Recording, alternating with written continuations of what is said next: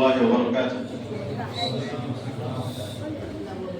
إن الحمد لله نحمده ونستعينه ونستغفره ونعوذ بالله من شرور أنفسنا ومن سيئات أعمالنا.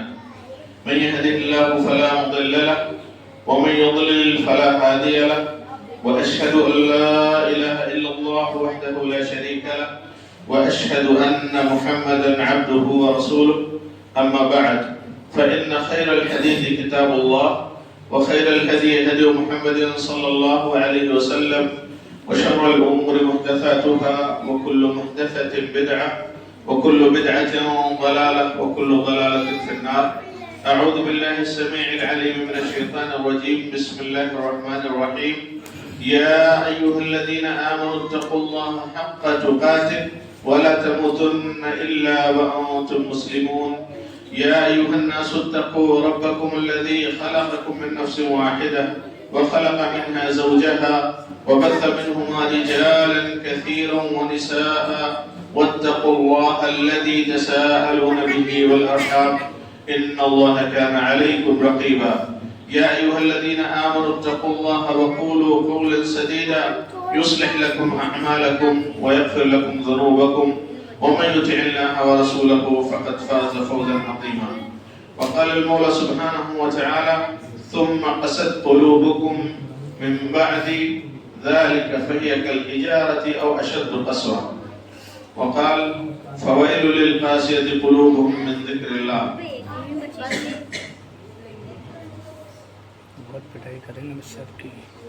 برادران اسلام، معزز حاضرین، محترم بزرگوں، نوجوان دوستوں، اسٹیج پر تشریف فرما، ہمارے معزز علماء کرام، دور و نزدیک سے آئے ہوئے یہاں پر ہمارے دوست احباب، ہمارے بچے، اگر ہماری خواتین یہاں پر موجود ہیں تو وہ تمام طرح کی تعریف و توصیف، کبریائی، عظمت و بڑائی، حمد و ثنا، مدح و ستائش اللہ رب العالمین، خالق کائنات، مالک ارض و سماوات، رحم الراحمین، احکم الحاکمین، رب العالمین کے لیے لائق و زیبا.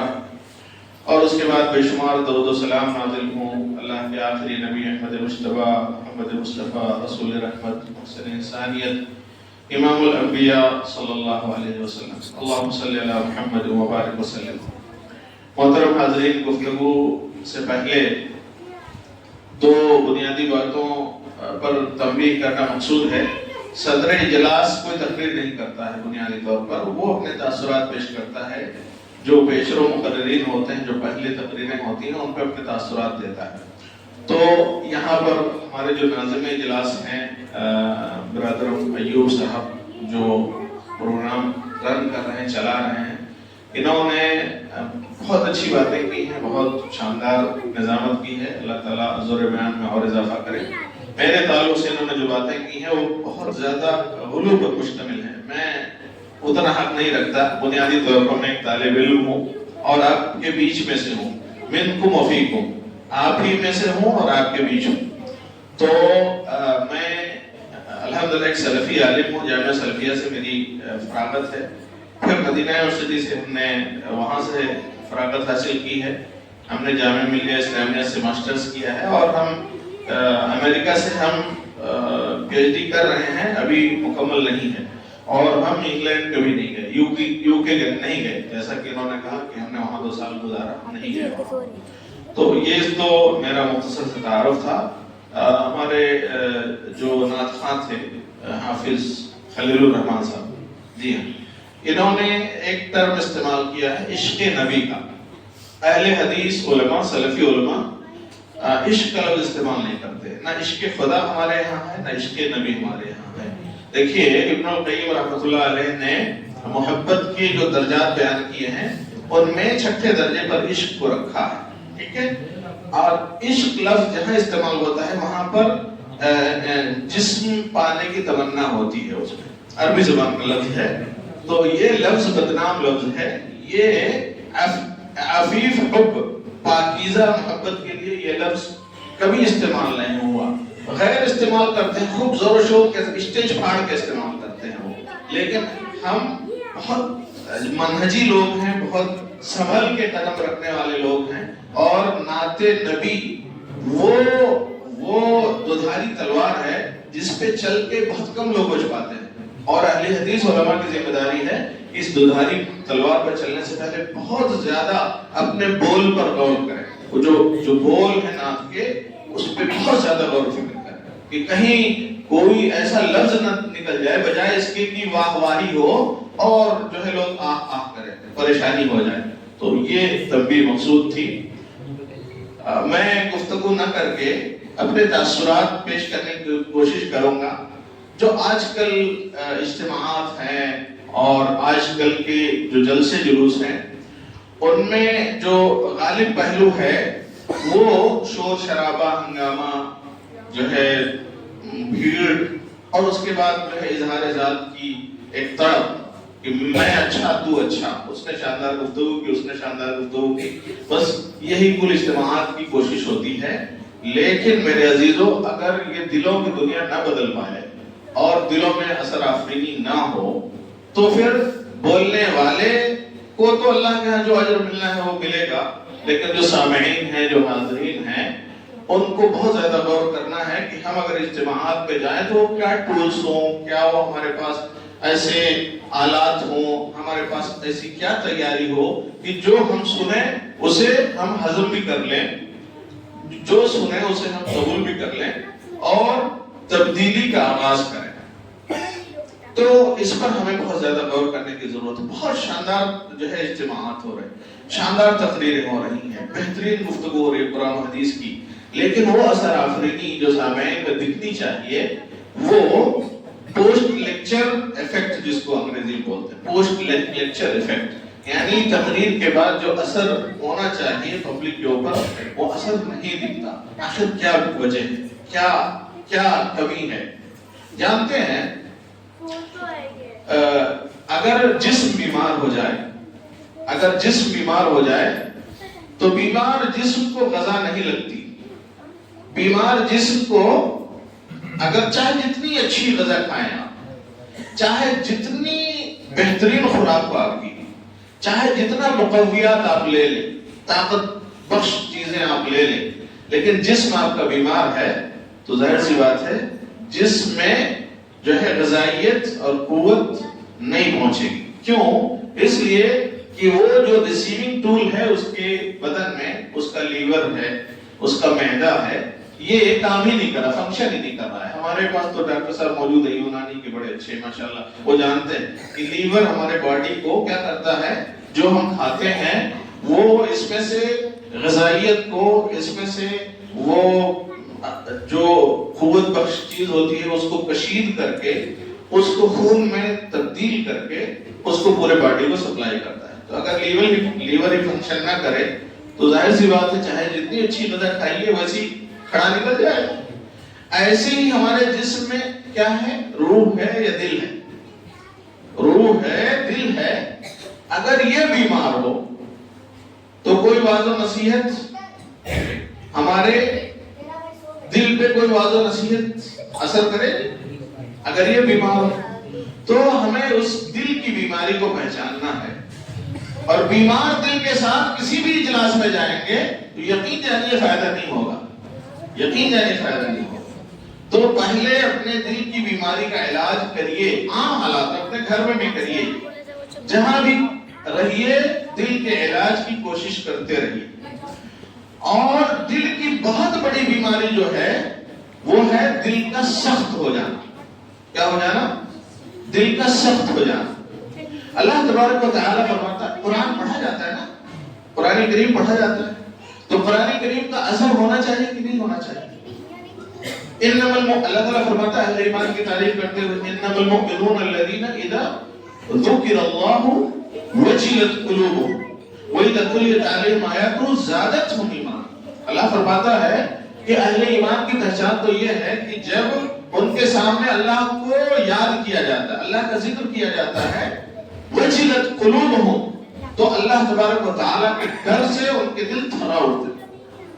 वइज़ा तुलियत अलैहिम आयातुहु ज़ादतहुम ईमाना, और फिर बाद में जैसे ही उनके सामने अल्लाह का कलाम पढ़ करके सुनाया जाता है तो उनके ईमान में इजाफा हो जाता है। یہ کیفیت کیا ہم پاتے ہیں؟ کتنی آیتیں پڑھی جاتی ہیں ہر اجتماع میں، ہر خطبے میں، ہر چھوٹے بڑے جلسے میں کتنی آیات آپ کے سامنے پیش کی جاتی ہیں۔ کیا آپ کے اندر وہ اثر آفرینی ہے، وہ احساس جگتا ہے، آپ کے دل کے اندر تھر تھراہٹ طاری ہوتی ہے اللہ کا کلام سن کر کے، اللہ کا ذکر پا کر کے آپ کے اندر وہ خوف و خشیت کا ماحول بنتا ہے؟ اگر نہیں بنتا تو اس کا مطلب یہ ہے کہ اپنے سینے میں آپ پتھر سے بھی زیادہ سخت چیز لیے پھر رہے ہیں، اور اس پتھر سے زیادہ سخت چیز لیے پھرتے پھرتے اللہ کے سامنے جائیں گے تو رسوائی کے علاوہ کچھ اور نہیں حاصل ہوگا، کچھ اور نہیں حاصل ہوگی۔ اسی وجہ سے اللہ تبارک و تعالیٰ فرماتا ہے، قرآن کا وزن کیا ہے؟ اللہ فرماتا ہے لو انزلنا هذا القرآن على جبل لرأيته خاشعا متصدعا من خشية الله۔ اگر ہم اس اللہ کے کلام کو، قرآن کو پہاڑوں پہ اتار دیں، لرأيته خاشعا متصدعا من خشية الله، تو پہاڑ کو دیکھیں کہ لرزاں ہو، ترساں ہو، خوف زدہ ہو، ہل رہا ہو، ڈگمگا رہا من خشیت اللہ، اللہ رب العالمین کے خوف سے۔ اور ہمارے سامنے صبح و شام قرآن کریم کی تلاوت ہوتی ہے، غیر کرتا ہے تو بھی اثر نہیں ہوتا، ہم خود کرتے ہیں تو بھی اثر نہیں ہوتا۔ اس کا مطلب یہ ہے کہ دل ہمارا کیا ہے؟ بیمار ہے، اور اس بیمار دل کے علاج کی ہمیں ضرورت ہے۔ دل کی بیماری دو ہے، علماء نے جو لکھا ہے وہ دل کی دو بیماری، ایک ہے شہوات کی بیماری، شہوات، خواہشات کا طوفان جو ہے ہماری زندگیوں میں خواہشات کے طوفان چلتے ہیں ہماری زندگیوں میں، اور ہم انہی طوفانوں کے پیچھے کیا ہے؟ بہے چلے جاتے ہیں، انہی طوفانوں کے بیچ میں ہم زندگی گزارتے ہیں۔ خواہشات کا تو یہ بھی ہے، تمنا، جسم کی خواہشات، راحت و آرام، تو ہم سوئے رہتے ہیں، بستر ہی نہیں چھوڑتے، اذان ہو جاتی ہے اور بستر ہی نہیں چھوڑتے، جسم کی خواہش ہے یہ۔ زبان کی خواہش ہے کہ اچھا کھائیں، ٹھیک ہے، اچھا کھائیں تو حلال و حرام کی تمیز مٹا دیتے ہیں، حلال و حرام کی تمیز مٹ جاتی ہے، جو کچھ مل رہا ہے بس اچھا کھانا ہے، زبان کو لذت پہنچانی، یہ کوشش ہوتی ہے، یہ زبان کی خواہش ہے۔ معدے کی خواہش ہے کہ جو بھی بھر جائے، یہ جہنم جو اس طرح سے بھی بھر جائے اس کی ہم پرواہ بالکل نہیں کرتے۔ کان کی خواہش ہے کہ غنائیت ہمارے کانوں میں پہنچے، ہم اچھی آواز لگے ہم کو، یہ پرواہ نہیں ہوتی کہ وہ آواز حلال ہے یا حرام ہے، اس کی کوئی پرواہ نہیں ہوتی، حلال ہے آواز یا حرام، بس سننا چاہتے ہیں، کچھ بھی سنیں، گانا سنیں، جو ہے لہو لعب سنیں، فضولیات سنیں، مضحکہ خیز باتیں سنیں، مزاحیہ جو ہے کلام سنیں، اور اس کے بعد ہنسنے ہنسانے والے پروگرام سنیں، کپل شرما کو سنیں، ان کو سنیں، ان کو سنیں، یہ سب کی ہے وہ ہے، تو اس سے دل بیمار ہو جاتا ہے، اس شہوات کی بیماری ہے۔ اور اس شہوات کی بیماری کو کیا کرنا ہے؟ اپنی عادت کو تبدیل کر کے حلال چیزوں کو پسند کرنا ہے اور انہیں پانے کے لیے جدوجہد کرنا ہے۔ یہ ہم اللہ کے رسول صلی اللہ علیہ وسلم کا فرمان ہے، ان اللہ طیب لا یقبل الا طیبا، فارمولہ، ان اللہ طیب لا یقبل الا طیبا، اللہ پاکیزہ سے پاکیزہ ہی قبول کرتا ہے، تو پاکیزہ بات قبول کرے گا، پاکیزہ کھانا قبول کرے گا، پاکیزہ سوچ قبول کرے گا، پاکیزہ عمل قبول کرے گا، پاکیزہ صدقہ قبول کرے گا، سب کچھ۔ کوئی چوری کر کے صدقہ کرے تو صدقہ قبول ہو جائے کیا؟ نہیں ہوگا، اس لیے کہ سورس ہی اس کا صحیح نہیں ہے۔ تو ہمیں شہوات سے بچنے کے لیے ہمیں کیا کرنا ہوگا؟ اپنے شہوات کو کنٹرول کرنا ہوگا۔ کہا کہ احد عدوک الذی بین جنبیک، آپ کا سب سے بڑا دشمن باہر نہیں ہے، آپ کا جو سب سے بڑا دشمن ہے وہ باہر نہیں ہے، وہ آپ کے پہلو میں، وہ آپ کے پہلو میں، جسے ہم دل کہتے ہیں، جو خواہشات، محضور خواہشات کے پیچھے بہہ پڑتا ہے۔ اور اللہ کے رسول صلی اللہ علیہ وسلم نے صحیح حدیث کے اندر ارشاد فرمایا، الا ان فی الجسد مضغۃ اذا صلحت صلح الجسد كله واذا فسدت فسد الجسد كله الا وهي القلب، کہ جسم باخبر رہو، آگاہ رہو، جسم کے اندر ایک گوشت کا لوتھڑا ہے، ایک گوشت کا لوتھڑا ہے، اذا صلحت، اگر اس کی فنکشننگ اچھی ہو، اگر وہ اچھے سے کام کرے تو جسم بھی تندرست ہوگا، اور اگر اس کا باطنی مفہوم لیا جائے کہ اگر یہ دل اپنا وظیفہ صحیح سے ادا کرے، دین کے حوالے سے حق کو پہچان کر کے قبول کرنے اور باطل کو پہچان کر کے ریجیکٹ کرنے کا اگر وظیفہ اور فنکشن اور کام دل کرے، تو پھر اس کا عقیدہ بھی درست ہو جائے، اس کا دین بھی درست ہو جائے، اس کا ایمان بھی درست ہو جائے، اس کی آخرت بھی درست ہو جائے۔ تو اللہ کے رسول نے ایک ہی اپنی ایک ہی بات، ایک ہی جملے میں دونوں طرف اشارہ کر دیا کہ اگر جسمانی اعتبار سے دیکھا جائے دل کام کر رہا ہے تو دل ہی تو پورے بدن کا سردار ہے، ہارٹ اٹیک ہو جائے، کارڈیک اریسٹ ہو جائے، یا جو آپ کے وہاں پر جو شرائین ہیں جو خون پمپ کرتے پہنچاتے ہیں بلاکیج ہو جائے تو جسم انسان کا بیکار ہو جائے، یا فنکشننگ کیپیسٹی کم ہو جائے، کسی کا 40%، 50%، کوئی 30%، کوئی 60%، اسی اعتبار سے اس کی صحت پہ اثر ہوگا۔ اور اگر یہ دل صحیح سے اللہ کی معرفت کا کام کرے اور اپنے جسم اور اپنے اعضاء و جوارح کو کنٹرول کر کے اللہ کی عبادت کی راہ میں لگا دے تو الحمدللہ اس کی دنیا بھی سنور جائے اور اس کی آخرت بھی سنور جائے۔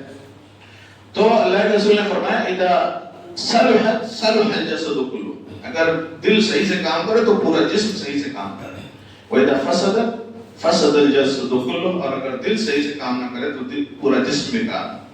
تو ہمیں اسی دل پہ محنت کرنا ہے، ہمیں اسی دل کے اوپر محنت کرنا ہے، اسی دل کی اصلاح کی کوشش کرنی ہے، اور اسی دل کے بارے میں اللہ تبارک و تعالیٰ فرماتا ہے فَوَيْلٌ لِّلْقَاسِيَةِ قُلُوبُهُمْ عَن ذِكْرِ اللَّهِ، ویل ہے ان تمام لوگوں کے لیے جو اللہ کا ذکر جو ہے سن کر کے بھی اپنے دلوں پہ اثر نہیں لیتے، پتھر ہو گئے ہیں ان کے دل، پتھر ہو گئے ہیں ان کے دل، بلکہ پتھروں سے بھی زیادہ سخت، اس لیے کہ اللہ فرماتا ہے وَإِنَّ مِنَ الْحِجَارَةِ لَمَا يَتَفَجَّرُ مِنْهُ الْأَنْهَارُ وَإِنَّ مِنْهَا لَمَا يَهْبِطُ مِنْ خَشْيَةِ اللَّهِ، کہ بہت سارے پتھر تو ایسے ہیں کہ اللہ رب العالمین کے وہ پھٹتے ہیں تو چشمے جاری ہو جاتے ہیں، اور بہت سارے ایسے پتھر ہیں جو لڑھک پڑتے ہیں اللہ رب العالمین کے ذکر سے، اللہ رب العالمین کے خوف سے، اللہ کی عبادت۔ تو پتھر سے بھی زیادہ ہمارے دل سخت ہو گئے ہیں، اس پہ محنت کرنے کی ضرورت ہے۔ اور دل کی سختی اور دل کی بیماری، ہم نے ایک بیماری کا ذکر کیا شہوات کی بیماری کا، خواہشات کی بیماری، دوسری بیماری شبہات کی بیماری، اور شبہات کی بیماری کو کل کرنے کا، اس کو ایراڈیکیٹ کرنے کا، اس کو جڑ سے ختم کرنے کا اکیلا اور ایک ماتر واحد طریقہ یہ ہے کہ آپ علم شرعی سے اپنے آپ کو جوڑ لیں۔ علم شرعی، جس قدر آپ کے پاس علم شرعی کا فیضان ہوگا اسی قدر شبہات آپ سے دور بھاگیں گے، اور شبہات کا غلبہ جب ہوتا ہے تو انسان کا عقیدہ خراب ہو جاتا ہے۔ کہ کیا خراب ہوتا ہے؟ شبہات، شہوات کا غلبہ جب ہوتا ہے انسان کے اوپر تو انسان کا عمل خراب ہوتا ہے، اور شبہات کا جب غلبہ انسان کے اوپر ہوتا ہے تو اس کا عقیدہ خراب ہو جاتا ہے۔ تو دونوں ہی دل کی بیماریاں ہیں اور دونوں سے ہمیں بچنا ہے، تب ہمارے دل کے اندر بیداری آئے گی، اور جب دل پہ بیداری کا ورود ہو، دل پہ بیداری کا ورود ہو تو پھر الحمدللہ ہمیں زندگی میں ناکامی کا خطرہ نہیں رہ جائے گا۔ اور یہ کیسے ہوگا؟ جہد مسلسل سے ہوگا، لگاتار ایفرٹ سے ہوگا، کانٹینیوس اللہ رب العالمین کی یاد میں لگے رہنے سے ہوگا۔ اور اللہ کے رسول صلی اللہ علیہ وسلم نے اس کا جو عمل بتایا، وہ عمل بتایا ہے لا یزال لسانک رطبا بذکر اللہ، برابر تمہاری زبان اللہ رب العالمین کے ذکر میں تر رہے۔ آپ اللہ کے کلام کو پڑھیں، یہ بھی ذکر ہے، آپ اللہ کے رسول صلی اللہ علیہ وسلم کی سکھائی ہوئی دعائیں پڑھیں، وہ بھی ذکر ہے۔ آپ اللہ رب العالمین کی بارگاہ میں سجدہ ریز ہو کر کے صلاۃ ادا کرتے ہوئے، نماز پڑھتے ہوئے اللہ رب العالمین کو یاد کریں، چلتے پھرتے اٹھتے بیٹھتے ہر حال میں اللہ رب العالمین کو آپ یاد کریں، تو دل کے اوپر جو دو کیفیت طاری ہوتی ہے، ان دونوں کیفیتوں کو ذکر سے اور استغفار سے آپ ختم کر سکتے۔ جو میل جمع ہے وہ استغفار سے دور ہوگا۔ کس سے دور ہوگا؟ استغفار سے دور ہوگا۔ قیامت کے دن ایک ایسا بندہ لایا جائے گا جس کے بارے میں لوگ کہیں گے کہ اللہ تبارک و تعالی یہ تو ایسا ایسا تھا، تو اس کیا ہوگا؟ فرشتوں کی طرف سے کہا جائے گا یہ وہ بندہ ہے جس نے کبھی یہ اعتراف نہیں کیا کہ مجھ سے کوئی جرم ہوا تھا اور کوئی بخشنے والی ہستی ہے، کوئی معاف کرنے والی ہستی ہے، کبھی اس نے استغفر اللہ نہیں کہا، کبھی استغفر اللہ نہیں کہا۔ اور یقین جانیے استغفر اللہ وہ نسخہ کیمیا ہے کہ اگر کوئی اس پر عمل کرنے کا حوصلہ اپنے اندر پا لے، اس کی ہر مشکل حل ہو جائے، ہر مشکل حل ہو جائے۔ ایک تابعین ہیں، ان کے پاس لوگ آئے، کسی نے کہا کہ روزی نہیں ہے، استغفر اللہ، کوئی دوسری پریشانی لے کر کے آیا، استغفر اللہ۔ یعنی کئی لوگ ہیں اور الگ الگ انداز کی شکایتیں ہیں ان کی، اور جواب ایک ہی ہے، وہ کیا ہے؟ استغفر اللہ، اللہ رب العالمین سے معافی مانگ۔ اللہ سے معافی مانگنے سے آپ کا دل نرم ہو جائے گا، اور دل کا نرم ہونا یقین جانیے اللہ کی بہت بڑی رحمت ہے اللہ رب العالمین کے بندوں پر، اور دل کا سخت ہو جانا اس زمین پر بندوں کے لیے اللہ کا سب سے بڑا عذاب۔ اس قسوت قلب سے ڈریے اور رقت قلب کے لیے محنت کیجیے۔ اور قسوت قلب کے جو اسباب ہیں ان میں کثرت سے سونا، کثرت سے کھانا، کثرت سے ہنسنا، دنیا کے پیچھے دل کھول کر کے پڑھنا، آخرت پر دنیا کو ترجیح دینا، مال کہاں سے آ رہا ہے اس کی پرواہ نہ کرنا، کہاں خرچ کر رہا ہے اس کی بھی پرواہ نہ کرنا، یہ نہ اسے پتا ہو من این اکتسب و فیما انفقا، کہاں سے کمایا کہاں خرچ کیا، اس کی کوئی اس کو جو ہے اس کا لیکھا جوکھا اس کے پاس نہ، بس جیسے بھی چل رہا ہے چلے۔ یہ غفلت کھینچ کے لا کے آپ کے دل پہ لاک کر دے گا، دل کو لاک کر دے گا، اس طرح غفلت کا غلبہ ہوگا ہمارے دل پر۔ تو میرے عزیزو اس غفلت سے بچنا ہے تو کیا کرنا ہوگا ہمیں؟ اگر اس غفلت کا علاج کرنا ہے تو سب سے پہلا علاج کہ اللہ رب العالمین سے اپنا تعلق جوڑنا۔ کیا کرنا ہے؟ اللہ رب العالمین سے اپنا تعلق جوڑنا اور اللہ کو راضی کرنے کا عہد کرنا ہے کہ ہم اس دنیا میں آئے ہیں، اللہ نے ہمیں ایک خاص مقصد کے ساتھ پیدا کیا، اس مقصد کو پہچان کے ہم اپنے اللہ کو خوش کریں گے، دنیا ناراض ہو جائے پرواہ نہیں۔ یہ پہلی چیز۔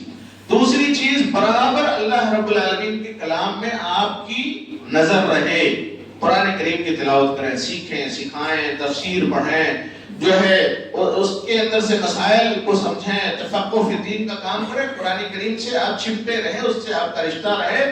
کوئی دن ایسا نہ جائے جس دن آپ نے قرآن سے اپنے آپ کو نہ جوڑا۔ چند آیات پڑھیں، چند آیات پڑھیں، سمجھیں اس کو عمل کرنے کی کوشش کریں۔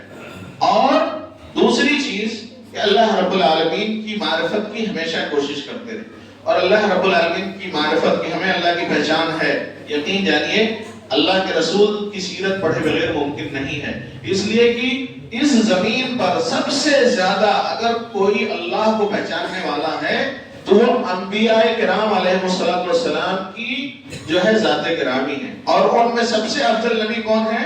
نبی آخر الزمان صلی اللہ علیہ وسلم ہے، محمد اکرم صلی اللہ علیہ وسلم ہے۔ اسی وجہ سے کچھ لوگوں کو بہت جوش آیا تھا، ایک صحابی نے کہا کہ میں زندگی بھر روزے رکھوں گا، ایک صحابی نے کہا رات میں سوؤں گا نہیں، رات بھر نماز پڑھوں گا، تیسرے نے کہا کہ میں بس جو ہے وہ ہو جاتا ہوں، بال برہمچاری ہو جاتا ہوں، شادی نہیں کروں گا۔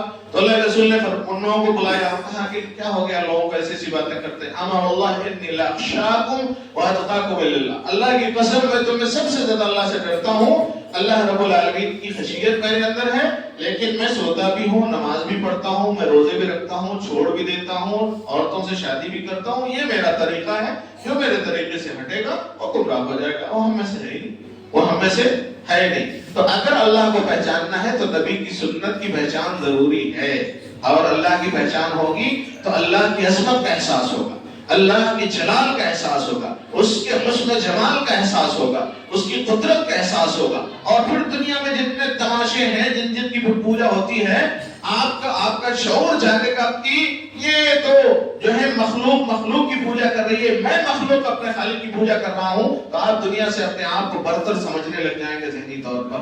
اور یہ سوچ ہر مسلمان کے اندر ہونی چاہیے.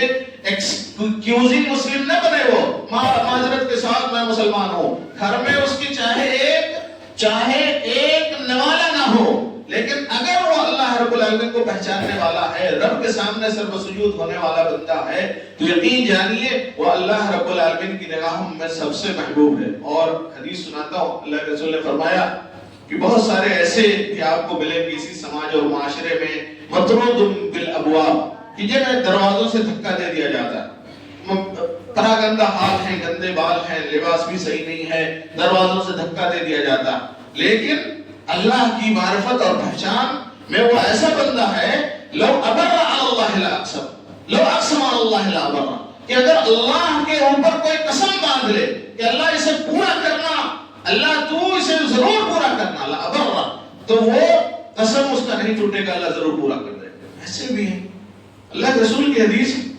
تو لباس، وضع، قطع، بلڈنگ، مکان، دولت، جائیداد، یہ سب عارضی دنیا کی چیزیں جانتے ہیں. کم ایک قرآن کریم کی ایک آیت ہے بڑی پیاری، اللہ تعالیٰ فرماتا ہے، اور یہ نجاشی اور ان کے ساتھیوں کے بارے میں. ایمان نہیں لائے تھے اس وقت جس وقت یہ آیت نازل ہوئی، ایمان نہیں لائے تھے، ان کے اوپر قرآن کریم کی اثر آفرینی دیکھیں. اللہ فرماتا ہے وَإِذَا سَمِعُوا مَا أُنزِلَ إِلَيْهِ وَإِذَا سَمِعُوا إِلَى الرَّسُولِ وَإِذَا سَمِعُوا مَا أُنزِلَ إِلَى الرَّسُولِ تَرَى أَعْيُنَهُمْ تَفِيضُ مِنَ الدَّمْعِ مِمَّا عَرَفُوا مِنَ الْحَقِّ يَقُولُونَ رَبَّنَا آمَنَّا فَاكْتُبْنَا مَعَ الشَّاهِدِينَ. کچھ لوگ، نجاشی جو حبشہ کا بادشاہ تھا، وہاں سے ایک ڈیلیگیٹ آیا، ان میں راہب تھے، پادری تھے اور کچھ لوگ اور تھے، تقریباً 8 لوگوں کا وہ تھا. اللہ کے رسول نے قرآن کریم پڑھ کر کے ان کو سنایا. وہ عیسائی ہیں، مسلمان نہیں ہوئے ہیں، لیکن قرآن کریم دل ان کا زندہ ہے، ابھی دل ان کا زندہ ہے. قرآن کریم سن کر کے زاروں قطار روتے، ترى أعينهم تفيض من الدمع مما عرفوا من الحق. دیکھیں گے آپ اپنی آنکھوں کی جو ہے آنسو جاری ہے، اس لیے کہ انہوں نے حق پہچان لیا. اور ہم تو پیدا ہی ہوئے یہ کلیم کرتے ہوئے کہ مسلمان ہیں، اللہ پر ایمان ہے ہمارا، نبی پر ایمان ہے ہمارا، قرآن پر ایمان ہے ہمارا، جنت و جہنم پر ایمان ہے، ہم اسلام کا ارکان مانتے ہیں، ایمان کا ارکان مانتے ہیں، سب مانتے ہیں، لیکن ہم مانتے ضرور ہیں، جانتے ضرور ہیں، عمل نہیں کرتے. اور آپ جان لیجئے ایمان کا تقاضا ہے، اگر آپ کا یہ ایمان ہے کہ صلاۃ ہے اور نہیں پڑھتے ہیں تو آپ جھوٹے ہیں اپنے ایمان میں. اگر آپ کا ایمان ہے کہ زکوٰۃ فرض ہے اور نہیں دیتے تو جھوٹے ہیں اپنے ایمان میں. اگر آپ کا ایمان ہے کہ صوم رکھنا ہے، روزہ رکھنا ہے اور نہیں رکھتے تو آپ جھوٹے ہیں اپنے ایمان میں. ایمان و عمل کا جو تلازم ہے وہ یہیں پتہ چل جاتا ہے. تو میرے عزیزوں، یہ کن کے بارے میں کہا جا رہا ہے؟ نصارہ کے بارے میں کہا جا رہا ہے کہ ان کی آنکھیں حق جان کے، پہچان کے، قرآن سن کر کے جو ہے بہنے لگتی ہیں ان کی آنکھیں. تو ہم تو مسلمان ہیں، ہمارا کیا حال ہونا چاہیے قرآن کریم کو سن کر کے؟ کیا ہمارے اندر تبدیلی نہیں ہونی چاہیے؟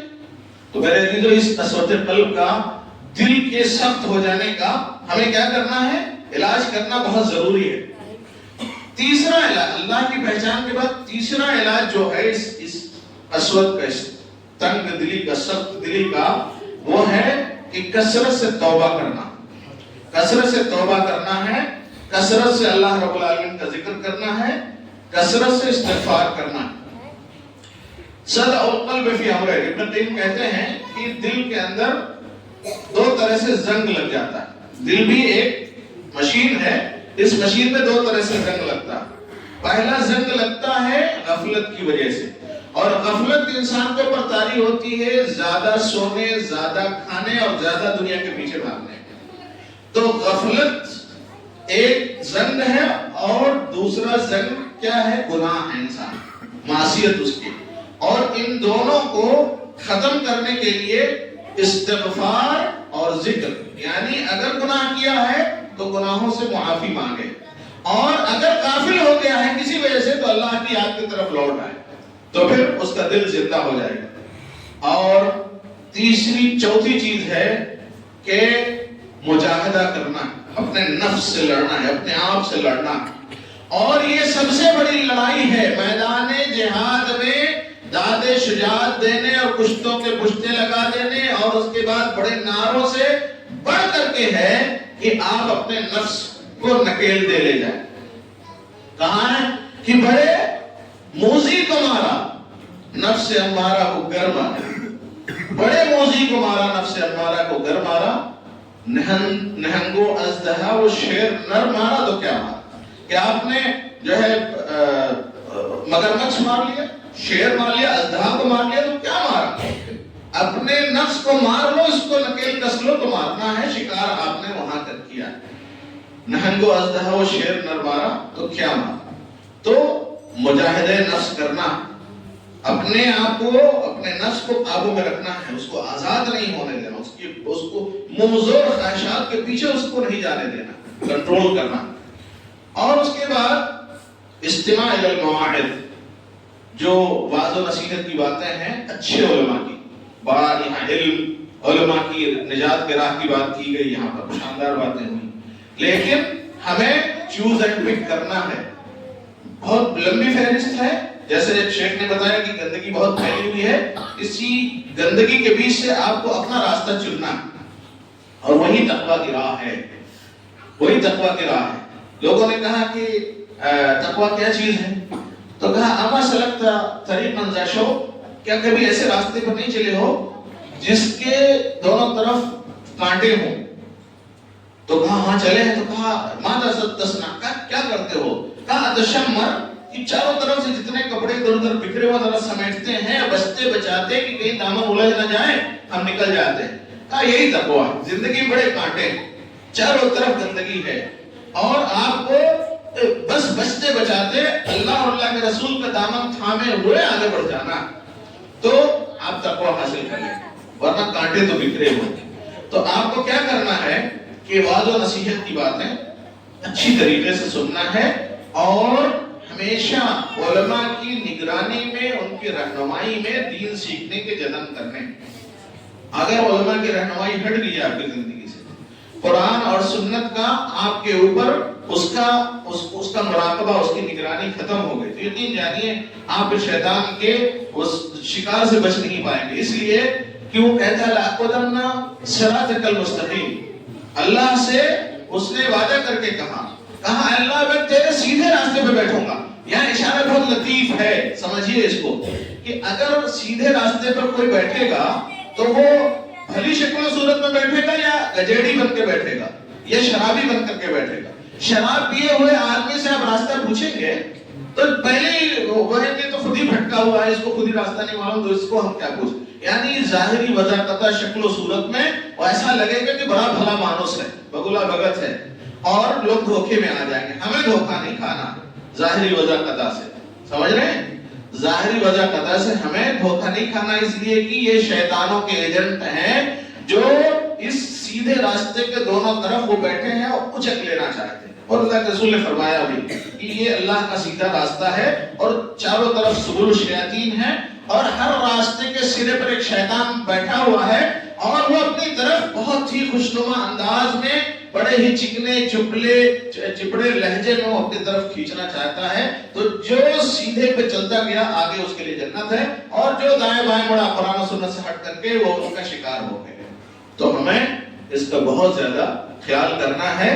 اور ایک فارسی کے بہت مشہور شعر ہے، اصل کامیابی راستہ چننے میں ہے، پہلی کامیابی راستہ چننے میں ہے۔ اگر آپ نے صحیح راستہ چنا تو منزل پر پہنچ جائیں گے۔ اگر آپ نے پہلی اینٹ، جیسا کہ شیخ نے کہا، پہلی اینٹ اگر آپ نے صحیح رکھی تو عمارت کی دیوار صحیح کھڑی ہوگی۔ خشت اول چون نہت معمار کچ تا سریا مین وقت دیوار کچ، کہ اگر خشت اول مطلب پہلی اینٹ، اگر معمار وہ بڑھئی کو بنانے والا جو راج مستری اگر پہلا اینٹ صحیح رکھے تو ٹیڑھا رکھ دے تو وہ پوری دیوار سریا تک بھی عمارت چلی جائے، اور اونچائی تک بھی چلی جائے تو ٹیڑھی جائے۔ ایسے ہی شیخ سعدی نے ایک شعر میں کہا کہ ترسم نہ رسی بکعبہ یا عربی ترسم نرسی بکعبہ یا عربی کہ این راہ تو بروی بترکستان است. کہا کہ مجھے ڈر ہے اے عربی تم کعبہ پہنچ ہی نہیں پاؤ گے. مجھے اس بات کا ڈر ہے کہ تم کعبہ پہنچ نہیں پاؤ گے، اس لیے کہ جو راستہ تم نے کعبہ پہنچنے کے لیے چنا ہے یہ راستہ تو ترکستان لے کے جا رہا ہے. تو تم کو تو ترکستان کا راستہ ملا ہے، پہنچو گے تو ترکستان، اور کعبہ کی پہنچنے کی یہ خواہش ہی رہ جائے گی. اس وجہ سے انتخاب بہت باریک، بہت سوچ سمجھ کر کے ہو کہ آپ سلف صالحین کا راستہ چن رہے ہیں، منہج سلف سے چمٹے ہوئے ہیں، اہل حدیث علماء کو اپنا رہبر مانتے ہیں، ان کے شانہ بشانہ چلنے کو اپنے لیے زندگی میں فخر کا سبب سمجھتے ہیں، یا ہر کسی اہل غیرے کو سنتے ہیں. اگر ہر کسی اہل غیرے کو سنیں گے تو پھر آپ کا مستقبل محفوظ ہاتھوں میں نہیں ہے. تو میری گفتگو کا نچوڑ آج یہ ہے کہ اجلاس بہت ہوتے ہیں، گفتگو بہت ہوتی ہے، لیکن ہمیں یہ سوچنا ہے کہ ہمارے اوپر قرآن کا اور اللہ کے رسول کی حدیثوں کا اثر کیوں نہیں ہوتا، ہم بدلتے کیوں نہیں. اس بیماری کا علاج ڈھونڈنا، اور آج سے ڈھونڈنا، انشاءاللہ اٹھ کے جائیے، ہر کوئی اپنے اپنے گھر پہ سوچے، اور یہ علاج ڈھونڈ لے گئے تو اگلا جو اجتماع ہوگا یا اگلا جو جلسہ ہوگا اس میں جب آپ شریک ہوں گے تو اپنے آپ کو بالکل بدلا ہوا پائیں گے انشاءاللہ. اسی امید کے ساتھ میں اللہ سے دعا کرتا ہوں کہ اللہ تبارک و تعالی ہمیں حق کو حق سمجھنے، اس کو اپنانے، اس پر عمل کرنے، اسے پھیلانے کی توفیق عطا فرمائے، اور باطل کو باطل جاننے، اس کو سمجھنے، اس سے دور رہنے، اور دنیا کو بھی اس سے دور رہنے کی توفیق